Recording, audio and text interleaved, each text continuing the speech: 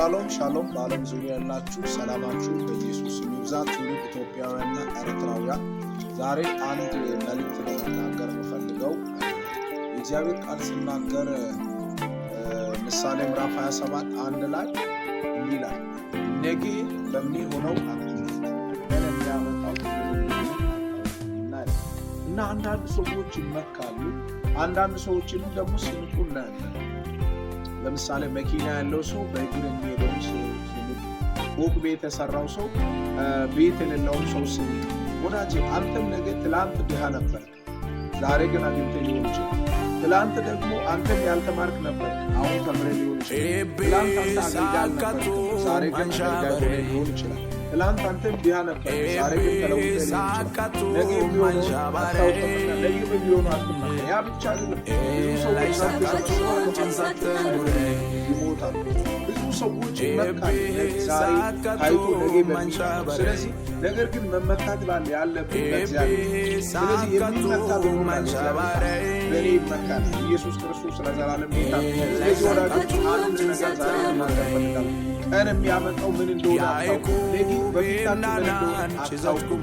ስለዚህ ወዳጆች አትመኩ፣ አትመኩ፣ በባለጠግነት አትመኩ፣ በገንዘብ አትመኩ፣ በእውቀት አትመኩ፣ በጸጋ አትመኩ፣ ባላችሁ ነገ የሚሆነው ምን እንደሆነ አባረቱ ይልማይስ ሼራሩ መስቀሉን ተጫኑና ተቀላቀሉ። እንዲሁም ደግሞ 10 ሰዎችን ፎሎዋል። 10 ሰዎችን ያሉት ነገ በሚሆኑ አትመካ ያሉትን 10 ሰዎች ያዙ። ከዛም በኋላ የሚሉ 10 ጊዜ ኮፒ ሊንክ አድርጉ። እግዚአብሔር አምላክ ይባርካችሁ። ኮፒ ሊንክ የሚያደርጉ ልጆች ይባረኩ። ፎሎ አድርጉኝ፣ እኔም ፎሎ ባኩን እመልሳለሁ። ይባርካችሁ። ይህን ቪዲዮ አታሳልፉ። ዘመናችሁ ይባረክ። መልካም ቀን። እግዚአብሔር ከእናንተ ጋር ውላችሁ የተባረከው። እንዲህ ብዬ ልጸልይላችሁ። እግዚአብሔር አምላክ ከጨካኞች ከውሸተኞች እግዚአብሔር ያስመልጣችሁ። ነገ በሚሆነው አትመኩ። ቀኖች ክፎች ናቸውና ዘመኑን ዋጅ ዘመኑን የዋጃችሁ መውጣት መውጣት መግባታችሁን እግዚአብሔር ይጠብቅ። ከክፉ እግዚአብሔር ይከለክላችሁ። ከክፉ ባልንጀራ፣ ከሐሰተኞች፣ ከውሸተኞች እግዚአብሔር አምላክ ይጠብቃችሁ። በዛሬ በጌታ በኢየሱስ ጸለይኩ። እነሆ ነገ በሚባለው ቀን እግዚአብሔር አምላክ የመስዋዕቱን በግ ያዘጋጅላል።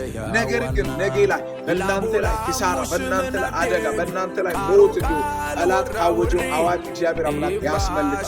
መውጣት መግባታችሁን እግዚአብሔር ይጠብቅ። ማንኛውም ጠላት የጻፈው ደብዳቤ ከህይወታችሁ፣ ከኑራችሁ፣ ከትዳራችሁ፣ ከስራችሁ የተቀደደው የእግዚአብሔር ሰላም በእናንተ ላይ ይሁን። ሰላማችሁ ይብዛ። ሻሎም